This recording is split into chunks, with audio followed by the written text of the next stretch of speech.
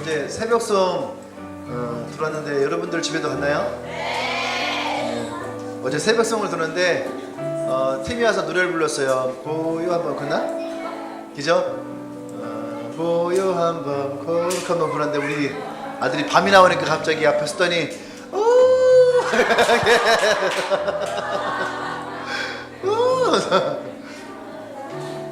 한번 해봐.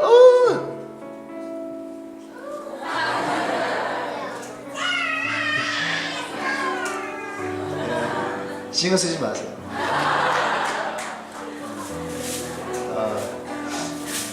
어제 새벽송 도는 것도 너무 좋았고 또 예배도 너무 좋았고 또 감사하고 그러니까 우리들만의 시간들은 참 많이 있었는데 우리 어린이부들은 조금 이렇게 아쉬움들이 많이 있는 사실은 성탄절이 어린아이들에게 기대가 있고 기쁘고 즐거운 시간이 되어야 되는데 그런 시간들이 많이 없는 것 같아서요. 우리 선생님들이 우리 아이들을 위해서 선물을 준비를 했어요. 컵이랑 과자랑 잔뜩 준비했는데 사실은 컵은 애들이 그렇게 썩 좋아하진 않아요. 근데 그래서 제가 우리 아이들을 위해서 용돈을 함께 주려고 합니다.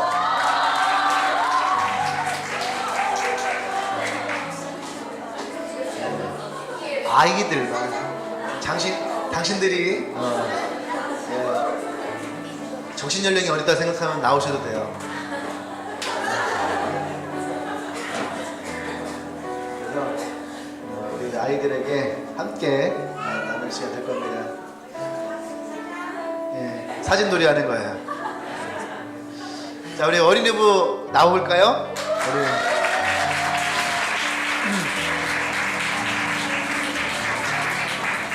우리 어린이부 친구들, 자, 들어가지 말고 들어가면 안 돼.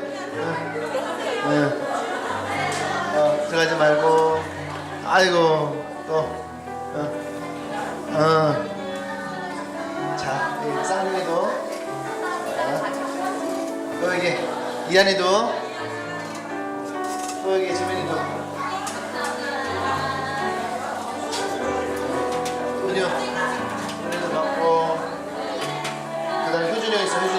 효준이도 돈이랑 같이 놀고, 그 다음에 또 유한이도 선물 감사합니다. 까주기는 나중에 까줘요. 그리고 자, 네, 우리 애기들 없는데, 야, 메리 크리스마스. 메리 크리스마스. 잠깐만, 이름 써있다. 미안해, 이름 써있다. 지금이 잘 받았어? 선택받은 아이야. 자, 주연이, 메리 크리스마스. 하람이, 은유, 성수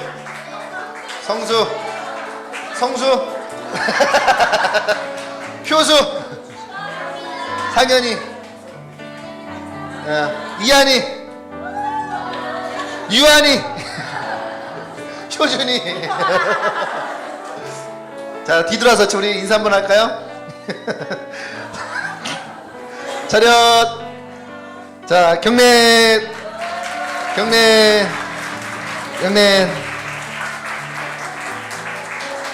네, 오케이.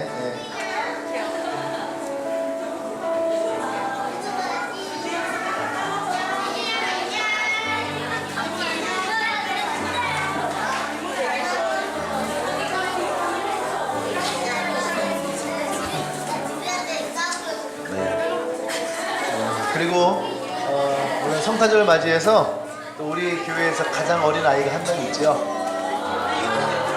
우리 예찬이는 오늘 김성락, 김윤선 우리 집사님의 둘째 아이예요.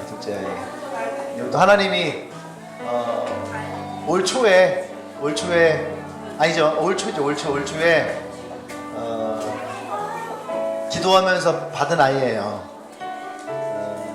오랜 시간 동안 기도했는데 하나님께서 올 초에 연초 특별 새벽 기도회를 할 때에 하나님께서 갑자기 주시겠다 했어요. 그래서 이제 우리 나와요 앞으로.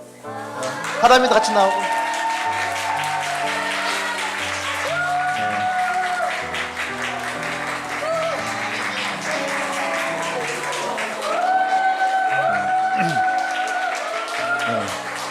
근데 그전에도 하나님이 아이를 주시겠다고 했는데 우네 근데 이번에는 주시겠다고 했는데 믿음으로 받았거든요. 그러니까 남편이 가서 아내에게 하나님이 아이를 주셨어. 근데 그 말에 우리 윤선이가 마음에 감동이 되더래요. 아 진짜 하나님 주셨다. 그러니까 병원을 갔는데 의사가 어떻게 했냐, 임신 여부를 알고 싶어 갔다. 그래서 했대요. 그랬더니 어떻게 알고 왔냐, 지금은 생물학적으로 나타날 시기가 아닌데 어떻게 알고 왔냐, 하나님이 가르쳐 주셨다. 네, 왜냐면 임신한 지 2주밖에 안 됐었거든요. 그러면 임신한 2주는 양이 뭐냐면 생물학적으로 임신을 확인할 수 있는 방법이 없는 거예요. 그런데 하나님이 주셨다는 말씀을 듣고 병원에 갔는데 의사가 굉장히 의아해 여긴 거죠. 지금은 올 때가 아닌데 최소한 4주는 돼야지 올 수 있는 시기인데, 그렇게 하나님이 선물로 주신 아이예요. 네, 잘생겼죠? 네. 예뻐요. 누구 닮았는지 모르겠어. 엄마 아빠 안 닮은 것 같아요. 얼굴이 홀쭉해하고. 네? 누구? 내가 볼 때는 주님 닮은 것 같아, 주님. 네. 엄마 아빠의 유전자보다 더 우월하게. 네. 내가 만들면은 안 되는데 하나님이 만드니까 그런 거예요. 네. 이 아이의 경우는 유아 세례를 베풀 거예요. 유아 세례는 뭐냐면 세례는 여러분들이 하나님의 자녀가 되겠다라고 하는 고백이에요. 고백 위에 이제는 우리가 세례를 주면서 정말 하나님의 자녀임을 선포하는 거거든요. 근데 지금 이 아이는 그런 때가 아니거든요. 네, 왜냐하면은 이 아이는 말귀를 못 알아들어요. 사람이지만 아직 사람의 구실을 못 하잖아요. 근데 그 부모가 이 아이를 사람의 구실을 할 수 있는 아이로 양육하고 키우고 자라게 할 거예요. 그래서 우리가 이 아이에게 세례를 베푸는 것은 뭐냐면 부모와 하나님과의 약속이에요. 이 아이를 하나님의 아이로 믿음으로 신앙 안에서 키우겠다라는 고백입니다. 그래서 유아 세례를 베푸는 거예요. 그리고 그 고백 위에 이제 이 아이를 믿음의 가정에서 아름답게 키우기를 소망합니다. 그리고 나중에 이 아이가 자라서 그 예수님을 자신의 고백으로 고백할 때에 그때에 비로소 이 아이가 또 주님의 교회에 또 한 명의 성도로 세워지는 거예요. 그래서 이제 이 가정이 예찬이를 하나님의 기쁨의 자녀로 세워지기를 소망합니다. 세례를 베푸겠습니다. 벗기니까 인물이 툭 떨어지네. 아, 모자가 잘 어울리네. 어디 가서 벗으면 안 된다? 항상 소리구나. 네, 차가운데 아이가 보이네. 내가 성부와 성자와 성령의 이름으로 하나님의 아들 우리 예찬이에게 우리 세례를 베푸노라. 하나님, 이 아이가 자라나면서 더 총명하게 하시고 지혜롭게 하시고 하나님의 사람으로 자라날 수 있도록 주님께 축복하여 주시옵소서. 특별히 이제 우리 김성락, 김윤선 집사님의 믿음의 가정 위에 주님께서 선물을 주셨사오니 이 아이가 자라나며 더 하나님을 닮아갈 수 있도록 믿음 안에서 기도함으로 아이를 양육하고 키울 수 있도록 주님께 축복하여 주시옵소서. 이제 하나님께서 이 가정 가운데에 귀한 선물을 주셨사오니 이것을 통해서 더 기쁨이 일어나게 하시고 더 믿음의 가정이 될 수 있도록 주님께서 역사하여 주시옵소서. 하나님께서 더 큰 충만한 사랑으로 우리 예찬이의 인생 가운데에 함께 해주시고 자라나면서 건강하게 해주십시오. 그의 영이 더 맑게 하여 주십시오. 어느 곳에 있든지 예쁨 받게 하시고 누구를 바라보든지 평안을 줄 수 있는 기쁨을 줄 수 있는 하나님의 아이가 되길 소망합니다. 주님께서 하늘문을 여시고 하나님의 사랑하는 아들이라 기뻐하는 자라 선포되어지는 귀한 아들 될 수 있도록 주님께서 역사하여 주시옵소서. 감사합니다. 예수님의 이름으로 기도합니다. 아멘. 아멘. 아이가 기도받으니까 감동해하고 이건 세례증서입니다. 또 주님의 교회에 세례받았음을 선포합니다.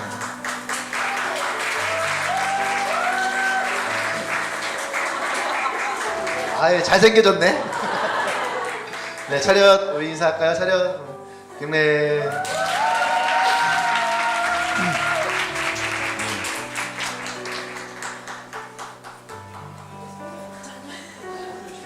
왜? 아니, 눈에 뭐 들어가서요. 어제는 이 스킷을 보고 찬양을 보고 스킷을 보고 그리고 또 블랙라이트를 보는데 너무 눈물이 나더라고요. 너무 눈물이 나는데 너무 감동적이었고 물론 두 번 보면은 그렇지 않겠지만 처음 보는 거라서 그런지 되게 감동적이었고 또 굉장히 은혜로운 밤이었던 것 같아요. 아멘. 네. 이 성탄절은 분위기가 확 뜨는 것도 참 좋아요. 재미도 있고. 근데 또 이 성탄의 의미를 우리 가슴에 새기는 것도 굉장히 중요하다는 생각이 들었습니다. 아멘. 내년에는 더 은혜롭고 더 즐거울 것 같아요. 네. 그래서 벌써 내년에 성탄절이 기대가 됩니다. 네. 자, 우리 말씀 볼까요? 말씀을 목사님이 2개를 준비를 했어요. 그래서 오늘 설교를 2번을 할 겁니다. 성탄절이니까 다른 날들에 성탄절이니까 설교 2개 들으면 더 은혜롭고 좋지 않을까요? 네.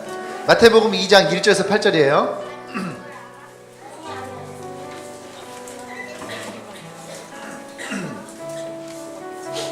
마태복음 2장 1절에서 8절.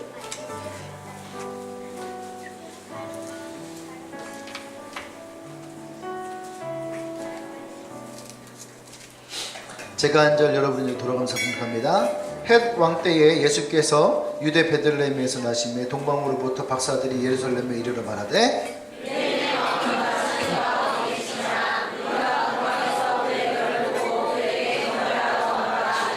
헤로돈과 온 예루살렘이 듣고 수동한지라.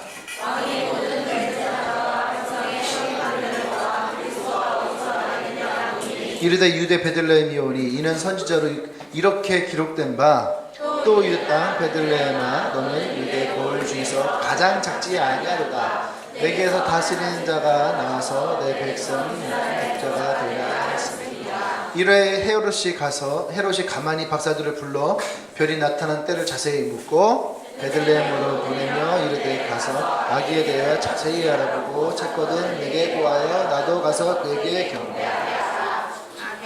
아멘. 네. 말씀 볼까요? 제목? 네. 안 나오네요. 예수님이 오심은. 네. 예수님이 오심은. 네. 어제 설교를 할 때 예수님이 왜 오셨을까? 하나님이 예수님을 왜 이 땅 가운데 보내셨을까? 첫 번째가 뭐라고요? 그렇죠. 사랑하기 때문에. 사랑하기 때문에. 두 번째는 원하시기 위해서. 세 번째는 함께 하시기 위해서. 하나님이 우리를 찾아오실 때는요, 여러 가지 방법으로 찾아오셨거든요. 아담과 하와를 만드시고 아담과 하와를 부르시며 에덴 동산으로 찾아오셨었죠. 그리고 또 구약 시대에는 하나님이 사람을 찾아오셨을 때에 신의 산 위에 주님이 찾아오셨어요. 그리고 그때 찾아오셔서 하나님은 그 백성들이 어떤 인생을 살아가야 될지, 어떻게 살아가야 될지를 가르치시는 말씀을 주셨죠. 그리고 또 예수님이, 하나님이 또 어떻게 오셨냐면 그들을 평지 가운데, 성막을 만들어 놓은 그 평지 가운데에 주님이 찾아오셨어요. 그렇게 찾아오셔서 그냥 찾아오신 것을 끝내지 아니하시고, 주님은 낮에는 구름 기둥으로 밤에는 불 기둥으로 그들을 안전하게 인도하셨다는 거예요. 그리고 나서 또 그 다음엔 또 하나님 어떻게 오셨느냐, 그 다음부터는 민족이 일어나게 되거든요. 민족이 일어날 때에는 리더를 세우셨어요. 그 리더를 세우면서 그들에게 말씀을 주셨습니다. 그래서 성경에서는 선지자라고 했죠. 선지자들이 일어났고 그 선지자들을 찾아오셨어요. 그리고 그들에게 말씀을 주시고 그 말씀을 백성들에게 선포하게 했습니다. 그리고 나서 약 한 250년 동안 이 선지자가 나타나지 않았어요. 말라기 이후에 약 250년 동안 선지자가 나타나지 않았습니다. 그런데 250년이 지난 후에 선지자가 나타났어요. 그 누구예요? 세례 요한이에요. 세례 요한이 250년 만에 나타난 선지자예요. 그러니까 그 민족으로 볼 때는 얼마나 귀한 사람이에요. 안 그렇습니까? 250년 동안 없던 선지자가 이제 나타난 거예요. 근데 그 선지자가 뭐라고 하냐면 나는 예비하러 온 자다. 얘기를 했어요. 나는 예비하러 온 자다. 그래서 헤롯도 250년 만에 나타난 선지자이기 때문에 세례 요한이 무슨 말을 하더니 헤롯은요, 헤롯 왕이 그를 함부로 할 수가 없었던 거예요. 왜요? 하나님의 사람이니까. 하나님의 사람이니까 이들은 함부로 할 수가 없는 거예요. 헤롯은 좀 길어지겠나? 근데 뭐 나온 김에 얘기를 할게요. 역사 이야기니까. 헤롯 왕이 있는데 헤롯 왕은 누구냐 하면 에서의 후손이에요. 에돔족 속에 있던 사람이에요.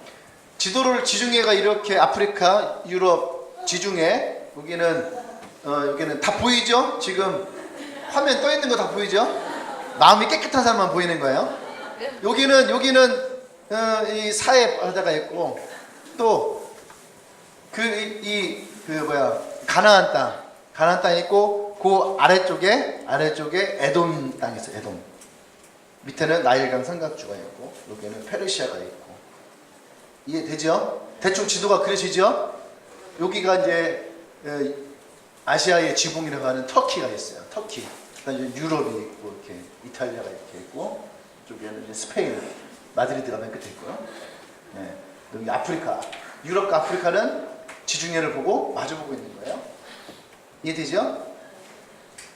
그냥 끄덕여요. 몰라야 되니까.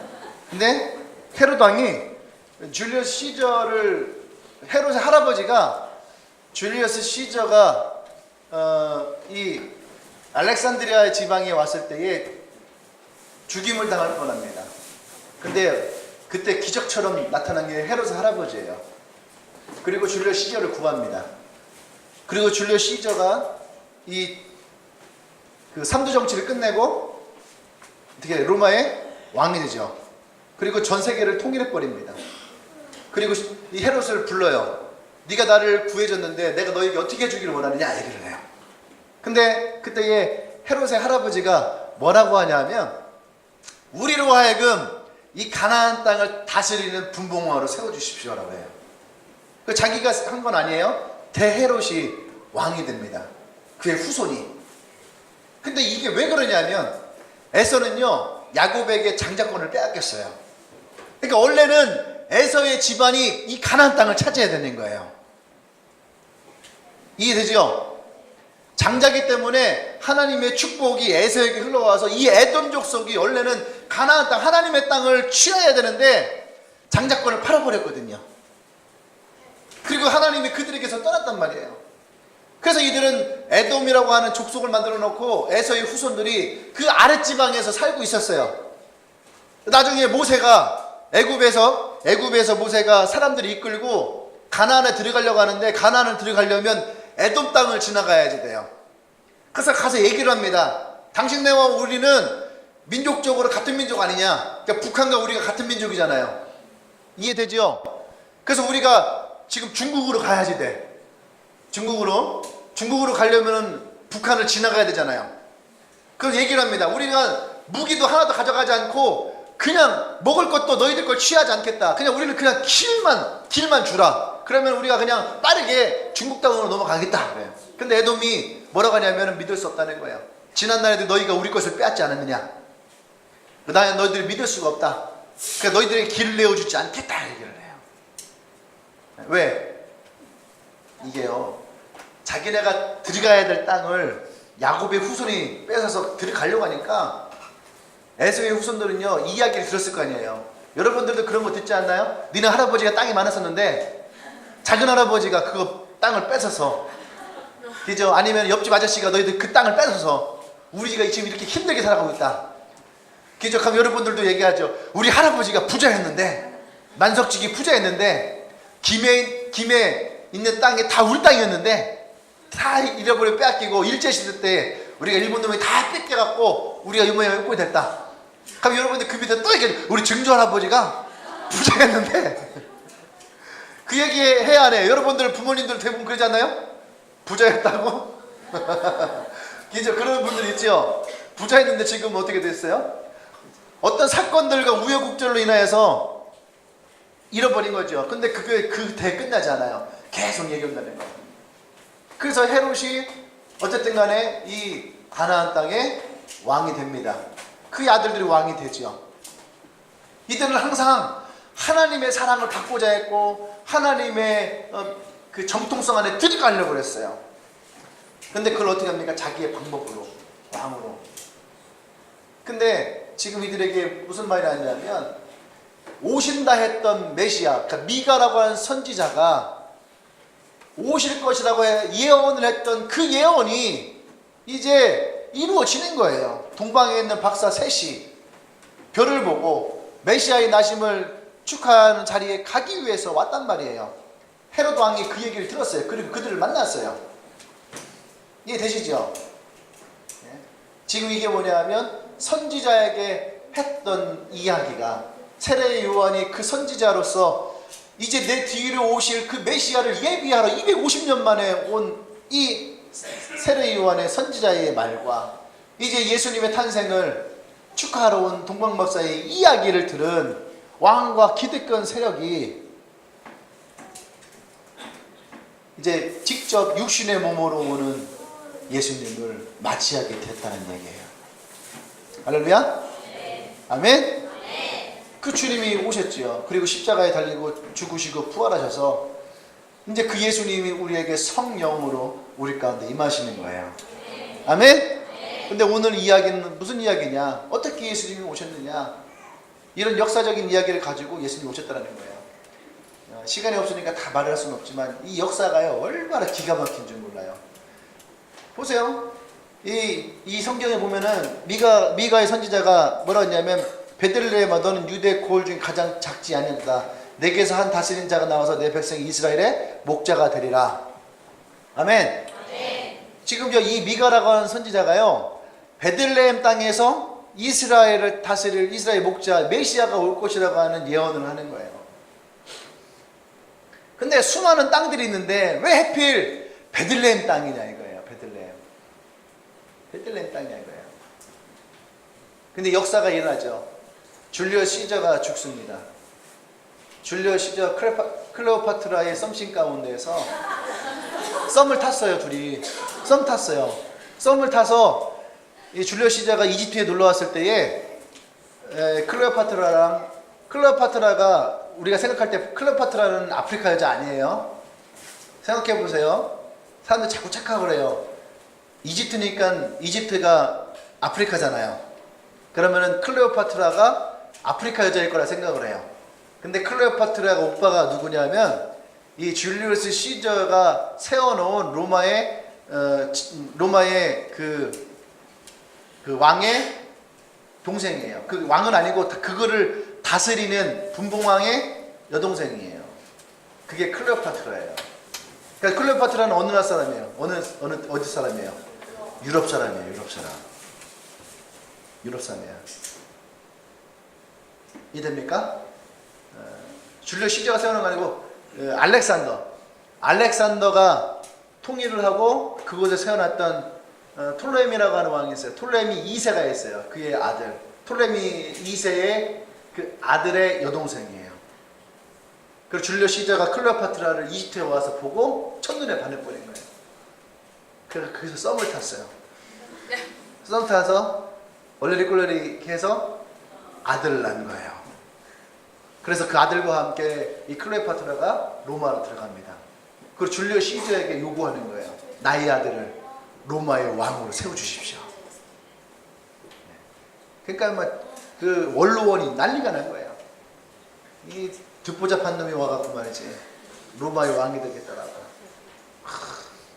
근데 이 줄리오 시저가 클레오파트라에게 미쳤어요. 예뻤나 봐요. 그래서 그 아들을 왕으로 세울 준비를 한 거예요. 그랬더니 원로원에서 브루터스를 고용을 합니다. 브루터스가 줄리오 시저의 두둔 친구예요. 그때 브루터스가 줄리오 시저를 암살을 해요. 그렇게 놀랄 일이었어요?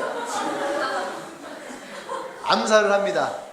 근데 이 줄리오 시저에게는 양아들이 있어요. 옥타비아누스라는 왕이 있어요. 그 원론에서는 이 아들을 그 대를 이어요. 근데 또 이 클레오파트라는 또 거기서 이것을 포기하지 않아요. 그러면서 전쟁을 치릅니다. 전쟁을 치고서 그 뭐더라? 무슨 해전인데 되게 유명한 해전인데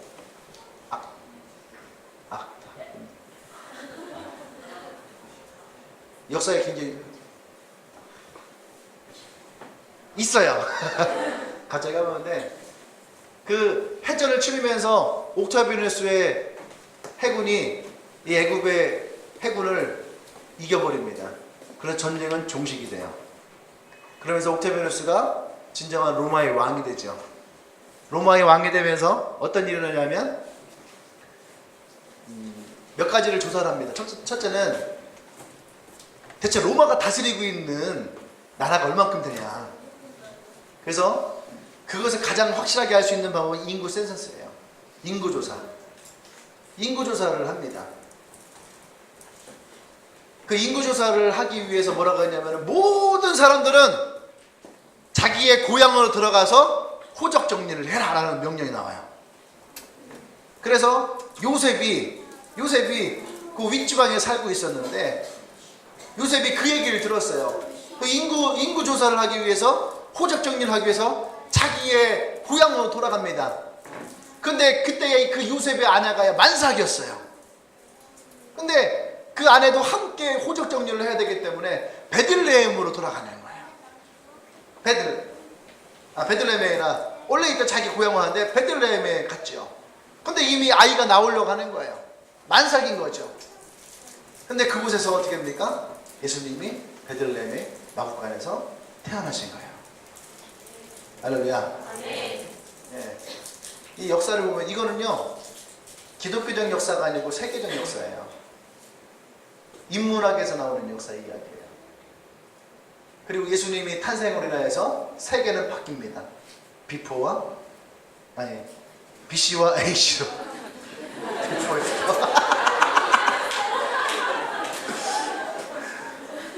원고 없는 관련이니까 BC와 AC가 나눠지는 거예요. 비포가 뭡니까? 비포 크라이스트예요. 예수님이 오시기 전의 삶. 그 이후부터 예수님의 시대가 열려지는 거예요. 이것이 세계의 역사예요. 할렐루야. 네. 세계 역사. 그 다음부터 나오는 게 뭐냐니까? 히스토리예요. 히스토리를 역사라고 하죠. 근데 히스토리의 어원이 뭔지 아십니까? His story. 그의 이야기. 예수님의 이야기를 역사라고 하는 거예요. 유럽이 이 영어권이 쓰는 나라들이 히스토리가 바로 그 역사가 예수의 이야기로부터 시작되어진다는 거예요. 아멘? 히스토리를 신학자가 만들어내지 않았어요. 인문학자들이 만들어내는 거예요. 언어학자들이 만들어내는 거예요. 그 역사를 얘기할 때에 어떻게 하냐? BC와 AC로 하는 거. 그거에 대한 역사를 히스토리로 얘기하는 거예요. 재밌지 않나요? 아멘? 네. 나중에 우리 교회 이름도 히스토리로 바꿀까요?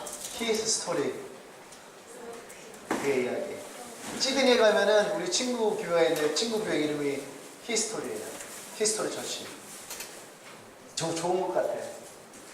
우리 카페 하시니까 뭐 지저스 스토리 처치를. 톨드 스토리.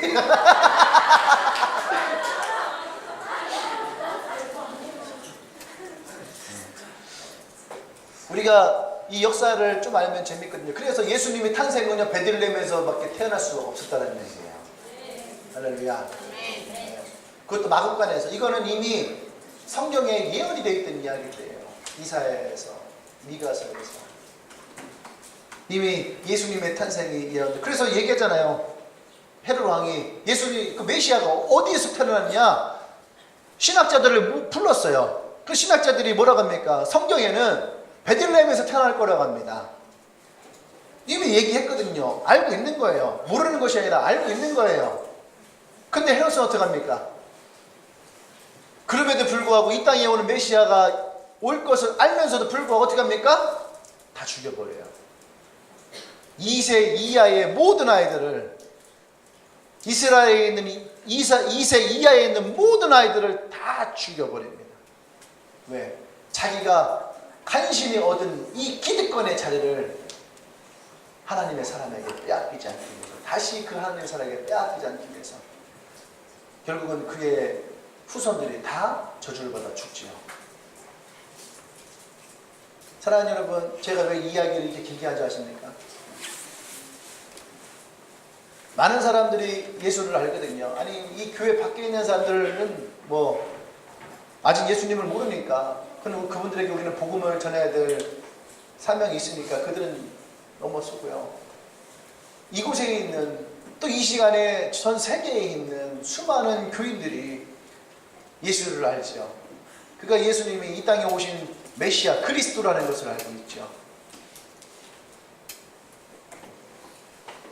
그분이 우리를 위해서 십자가를 지시고 죽으시고 부활하신 분이라는 것도 우리는 알고 있죠. 근데 과연 우리가 나의 삶이, 나의 마음이, 나의 인생이, 나의 태도가 그 주님을 나의 메시아로 맞이하고 있느냐는 거예요. 알고는 있는데 성경에 기록되어 있으니까 봐서 알고 있는데, 얘기를 들어서 알고 있는데 그 주님을 우리는 나의 메시아로 맞이하거든요. 아니면 내가 어떻게 얻은 자리인데, 내가 어떻게 얻은 직장인데, 내가 어떻게 모은 돈인데, 내가 어떻게 얻은 나의 행복인데, 그러면서 예수님이 여러분 인생에 들어오는 것에 대해서 맡고 있지는 않나요?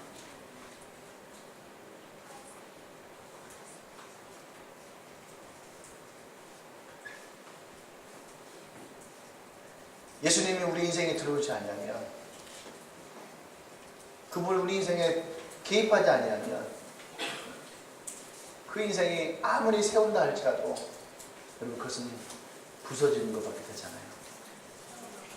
모래 위에 집을 짓지 말라 했거든요. 반석 위에 집을 지으라 했거든요. 우리가 아무리 세우려고 해도 우리는 결국은 모래 위에 세우시는 거예요. 내가 아무리 견고하게 세운다 할지라도. 여러분 이 탑쌓기 같은 거 해보셨나요? 탑쌓기 같은 거 해보죠. 견고하게 짓죠. 벽돌을 쌓기 해보셨나요? 전 어릴 때 노릴 게 없어갖고 벽돌 쌓기 같은 거 참 많이 했어요. 벽돌을 쌓습니다. 견고하게 벽돌을 쌓죠. 넘어지지 않게 벽돌을 쌓죠. 근데 나는 틀림없이 견고하게 각을 딱 재고 정확하게 올리는데 내 키 이상의 벽돌은 쌓지 못해요. 기껏 아무리 높이 쌓아봐도 3m 이상의 벽돌은 쌓을 수가 없어요. 우리 인생도 마찬가지예요. 예수님이 그러셨거든요. 너희가 아무리 고민한다 할지라도 너의 키가 한 자라도 자랄 수 있겠느냐. 우리가 아무리 똑똑하다 할지라도, 우리가 아무리 부유하다 할지라도 인생이 가지고 있는 고민은 그 어떤 것으로도 해결할 수 없다라는 거예요. 예수님이 우리 인생에 들어오시지 않는 한. 근데 참 희한하죠. 아무리 얘기를 해도, 아무리 소리를 질러도 들을 사람은 듣고 듣지 못한 사람은 듣지 못해요. 근데 이것은 저만 느끼는 것이 아니에요. 이 시간만큼은 마음을 한번 열어봐요. 예수님도 그러셨어요. 예수님은 그때 보세요. 황 목사는 눈먼 사람은 눈뜨게 한 적도 없어요. 문득병을 고친 적도 없어요. 죽은 자를 살린 적도 없어요. 5,000명은 고사하고 100명에게도 먹을 것을 내가 축사해서 먹을 것을 준 적이 없어요. 내 카드를 주면 모를까. 안 그래요? 나는 그런 걸 하나도 일으켜본 적이 없어요. 근데 예수님을 따라했던 사람들은 어떤 일이 납니까? 앉은병이가 일어나고, 눈먼 자가 눈을 뜨고, 죽은 병자가 살아나고, 문득병자가 병을 고치고, 죽은 자가 살아나고, 상여가 나오다가 다시 살아서 돌아가고. 할렐루야. 아멘. 그것을 수없이 본 사람들, 나의 배에 줄인 배를 채워주는 예수님을 경험한 사람들, 그러한 예수님을 만났던 사람들, 그래서 그 예수로부터 나오는 이야기를 듣기 위해서 예수를 따라다 했던 사람들, 그 사람들에게도 예수님이 뭐라고 하셨는지 아십니까? 만약에 여러분들 보세요.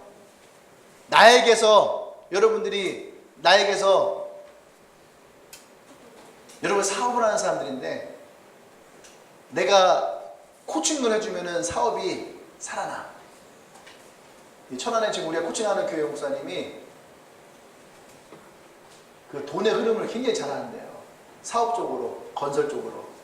그 회사에 포스코 부장, 과장이 이렇게 온다는 거야. 예배드리러. 그리고 그 일 말고도 그런 비슷한 그 건설 현장에 사업하시는 분들이 예배드리러 오는 거예요. 그래서 뭐냐면, 이 교회가 너무 좋다고. 나 이 교회에서 열심히 생활할 거라고 그러는 거죠. 근데 이 목사님이 뭐라 하냐면은 자신이 아무리 설교를 해도 그 사람들이 설교만 듣지 않는 거예요. 그런데 사업에 대한 이야기가 나와서 어느 지역에 뭘 어떻게 하면 될 것 같아요. 그러면 그걸 눈이 촤촤하고 막 귀가 푸쩍게 되고 그 말은요 쫙쫙 벌어진다는 거예요. 그래서 한마디라도 뭐 더 들으려고 막 하는 거예요. 자신에게 이익이 되는 것은요 귀에 그냥 쏙쏙 들어오죠. 그 예수님도 마찬가지예요. 배고픈 사람 하면 어떻게 했어요? 막 이렇게 갔다가도 예수님이 배고픈 사람 그러면 어떻게 하겠어요? 귀를 그냥 쫑긋 세우죠. 그리고 저기 저기 봐 눈먼 사람이 있어. 그러면 갑자기 눈 쫑긋 세우죠. 그 기적의 모습을 보려고, 그 기적의 현장에 내가 있으려고. 그런데 예수님이 말씀하실 때에는 그냥 나오는 말에는 사람들도 그닥 관심이 없더라는 거죠. 그래서 예수님 답답하셨겠죠. 그래 뭐라 합니까? 귀 있는 자는 들어라. 옆에 있는 사람 물어보세요. 너 귀 있니? 너 귀 있니? 그러니까 눈을 풀 뜨고 얘기해요. 똑바로 들어. 똑바로 들어. 귀 있는 자는 따라서 귀 있는 자는 들을지어다.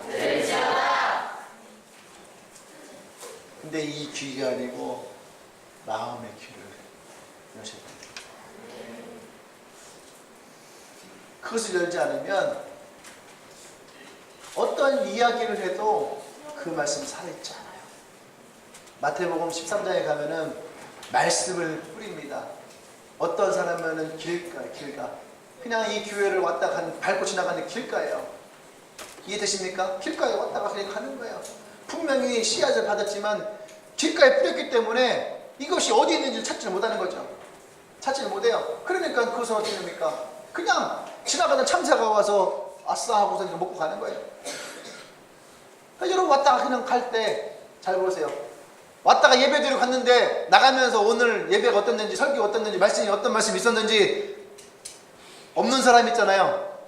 없는 사람은 길가예요. 마음이 길가. 어떤 사람은 돌밭. 이 안에 있을 때는 그래 맞아. 나 그렇게 살아야지. 나 그렇게 예수 믿어야지.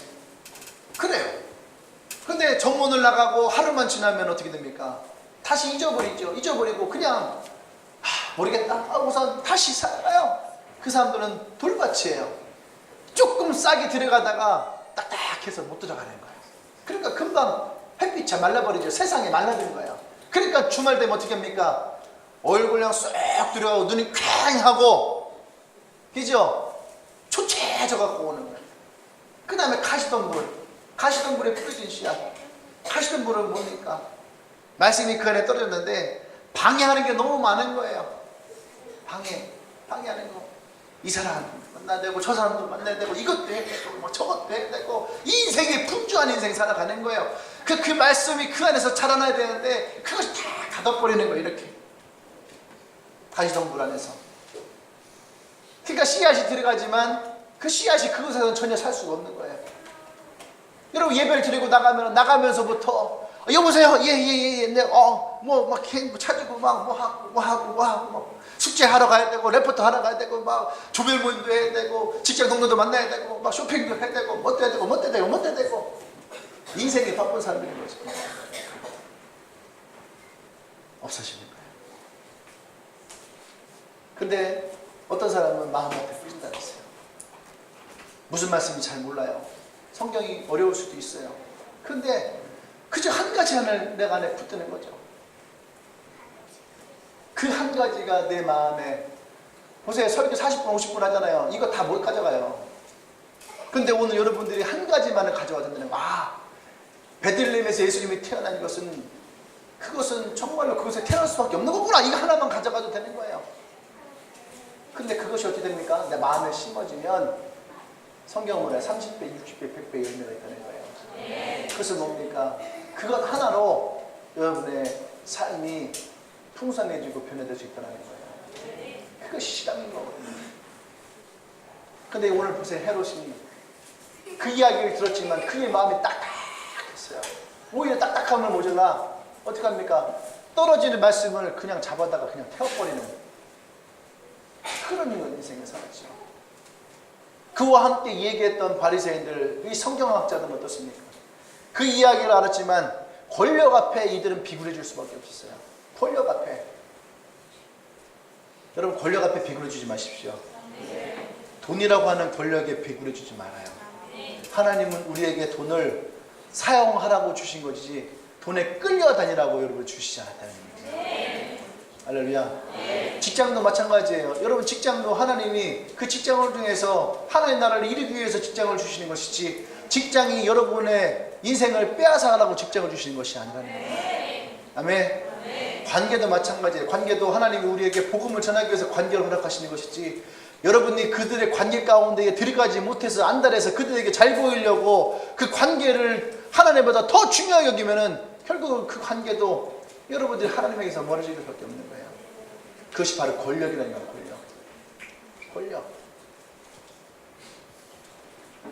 왕따가 왜 생긴 걸 아십니까? 왕따는 다른 말로 하면은 그 권력에 들어가지 못했기 때문에 생기는 거예요. 근데 그 권력에 들어갈 필요가 없는 사람은 왕따일 수가 없는 거예요.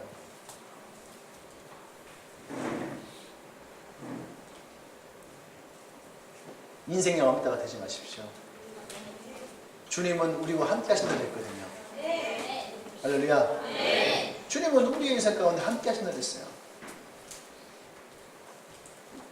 또 예수님을 맞이했던 마국간에 여관의 주인이 있죠. 누구나 다 사정은 있는 거예요.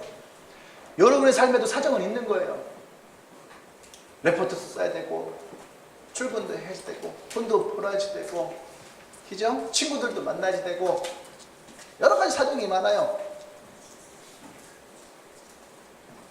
근데 여러분 어떨 때는 사정이 들어줄 때도 있어요. 근데 여러분 우리의 사정이 들어주지 못할 때가 있다는 얘기예요. 세상은 우리가 사정을 하면 애누리가 있어요. 애누리 1,000원밖에 없어요. 그러면 500원 깎아줄 수도 있어요. 어제 우리 집에 오는데 택시를 타고 왔다 하더라고요. 근데 택시를 타고 왔던 한 조는 새벽송 도는 거를 그 택시기사분이 아셨는지 현금이 없어서 카드를 내니까 그 기사분이 그냥 내리라고 했대. 공짜로. 목사 집에 오면 차비도 공짜가 될 수 있는 거야. 네. 애누리가 있어요. 안 그래요? 줄 사는데 한 개만 더 주시면 안 돼 하면 아줌마가 안 돼! 그래요? 더 주잖아요. 고기값이 8,600원 나왔어. 어떻게 하죠? 8,000원밖에 없는데요. 그러면은 800원씩 고기를 떼나요? 안 그래요. 그냥 8,000원에 고기를 줘요. 인생은 애누리가 있거든요. 근데 여러분, 인생에 애누리가 없는 게 있어요. 인생에 애누리가 없는 거. 인생에 애누리가 없는 것 중에 가장 큰 것은 뭡니까? 죽음이에요. 나의 시간이에요. 시간은 애누리가 없어요. 나의 인생에는 애누리가 없어요. 그것은 정해진 시간 안에서, 정해진 관계 안에서, 정해진 것에서 끝납니다. 어떤 정해진 거예요? 하나님의 시간에서. 우리는 모두가 다 시한부 인생을 살고 있어요. 누가 그러죠? 요새 가족끼리 회의에서 아버지가 3개월 시한부 인생이잖아요. 막 울고 불고 난리가 나죠. 3개월밖에 안 되는 인생을 살아가야 되니까. 근데 여러분들도 시한부 인생이에요. 30년짜리. 30년? 금방 가. 시드니에 있는 친구한테 새벽에 카톡이 나왔어요. 친구야, 잘 지내니? 메리 크리스마스다. 한 6개월 만에 온 거예요, 문자. 그럼 저도 아무렇지도 않게 너도 잘 지내냐? 메리 크리스마스다. 근데 딱 생각해보니까 이 친구를 만난 지 벌써 20년이 넘은 거예요. 23년. 고등학교 2학년 때 처음 만났는데 벌써 우리가 20년 넘게 만난 거예요. 야, 금방이다. 다음번 만나면은 우리가 50이 되겠구나. 인생 금방이에요. 시간 금방이에요. 학기 시작한 게 엊그제 같은데 벌써 종강이잖아. 일 시작한 지 얼마 안 된 것 같은데 벌써 월급날이잖아. 시간 금방이에요. 정해진 것 안에서는 애누리가 없다는 거예요. 하루만 더 주세요. 하루만 더 주세요. 안 그래요. 예수님이 오시면 왜 오십니까? 왜 이 베들레헴 땅에 오십니까? 나와 여러분들을 그 시간으로부터, 그 인생으로부터 구원하시기 위해서, 애누리 없는 인생에서 여러분들을 영원한 인생으로 구원하시기 위해서, 그렇게 예수님은 나와 여러분들에게 찾아오셨더라는 거예요. 여러분의 인생에 히스토리가 있기를 원합니다. 여러분의 인생에 그 주님의 이야기가 있기를 원해요. 그래서 여러분이 어떤 누구보다도 가장 값진 인생을 살아가기를 소망합니다. 아멘? 이왕 여러분들이 예수를 믿는 인생을 살았다면 여러분의 삶이 나는 30배, 60배, 100배의 하나님의 축복을 이뤄나가는 그런 인생 되기를 소망합니다. 아멘? 아멘. 여러분, 누구나 다 사정은 있다고 그랬죠? 근데 사정이 안 들어줄 때가 있어요. 사정.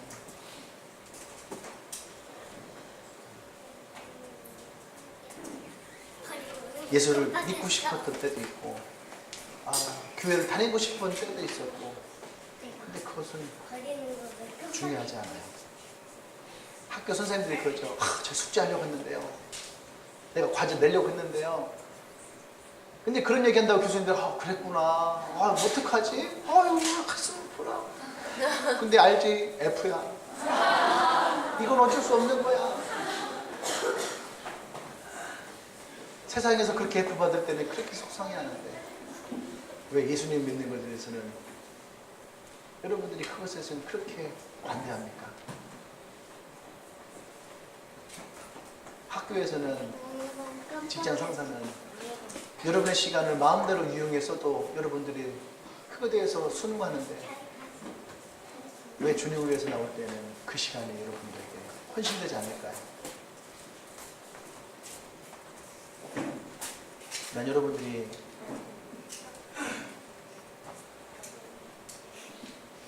그냥 지나가는 그런 예수가 아니라 진짜 예수님을 마음으로 듣고 만나는 그런 사람들이 되길 원합니다.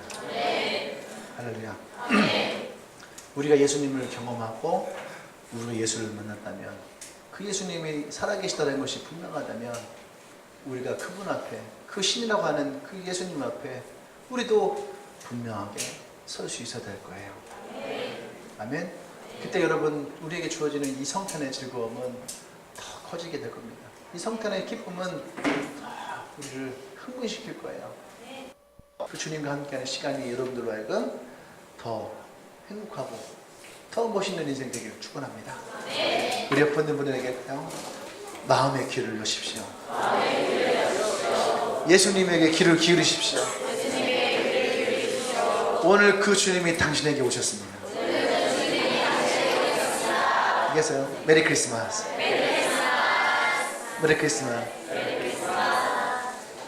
오늘 여러분 즐거운 성탄 되십시오. 이제 대다수의 많은 사람들은 예배 끝나고 밥을 먹고 집에 가서 잠을 자겠죠. 누구도 빼앗을 수 없는 평안이 여러분에게 있기를 원합니다. 지금 이 시간에도 평안 가운데 잠들어 있는 수많은 영혼들이 있어요. 그들도 축복합니다. 저도 내가 목사가 되기 전까지 성탄 예배를 거의 한 두세 번밖에 못 드린 것 같아요. 24일 날 저의 모든 에너지를 다 태워버리고 25일 날은 잠자리에서 평안을 누렸어요. 하늘의 영광이니까 나는 평안을 갖잖아요. 나는 집에서 평안을 누렸던 인생이에요. 근데 오늘 예배 가운데 오신 여러분들, 오늘 여러분들에게 그 평안이 더 풍성하기를 원합니다. 기도합시다.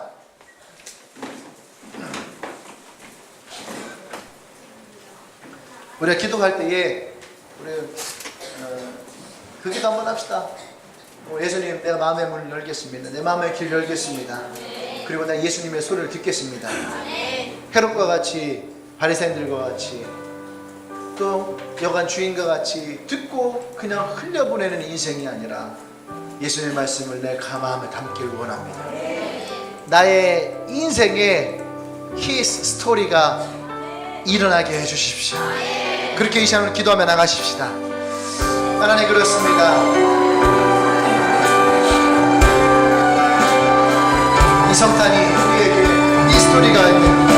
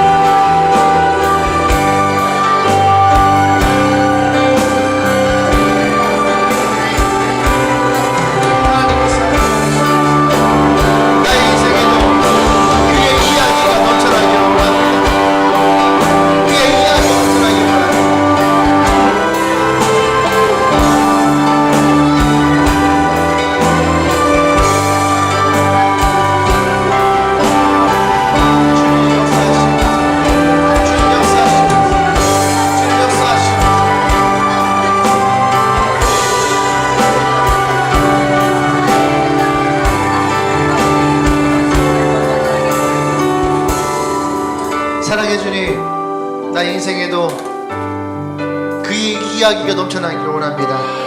예수의 이야기로 나의 인생을 채워주십시오. 그리고 주님께서 우리에게 허락하셨다고 그 축복의 인생이 나의 삶의 30배, 60배, 100배에 더 풍성하게 넘쳐나는 인생 될 수 있도록 하나님 기름 부어 주시옵소서. 오늘 이 복된 성탄을 맞이하며 오늘 이곳에 우리가 함께 기뻐하며 축하하며 한자리에 합니다. 하나님, 이들 가운데에 더 그 기쁨이 넘쳐나게 하시고 오늘 이 시간이 우리에게 하나님이 주시는 평화의 시간들로 넘쳐나게 하여 주시옵소서. 감사합니다. 이 땅에 오신 그 예수님을 찬양합니다. 할렐루야, 할렐루야. 우리와 함께 하신 그 하나님을 찬양합니다. 역사하여 주시옵소서. 역사하여 주시옵소서. 예수님의 이름으로 기도합니다. 아멘. 할렐루야. 아멘. 옆사람에게 인사합시다. 메리 크리스마스. 행복한 성탄 되십시오. 아멘. 오늘 혹시 우리 예배 처음 오신 분 있나요? 예배 처음 오신 분? 네. 다시 자리에서 일어나겠습니다. 오늘 여러분들을 위해서 어제 고기를 먹어서 속이 안 좋은 분들을 위해서 오늘 갈비탕을 준비했어요. 밥 말아서 맛있게 드십시오. 직접 뼈 사고를 갈아서, 아니 고아서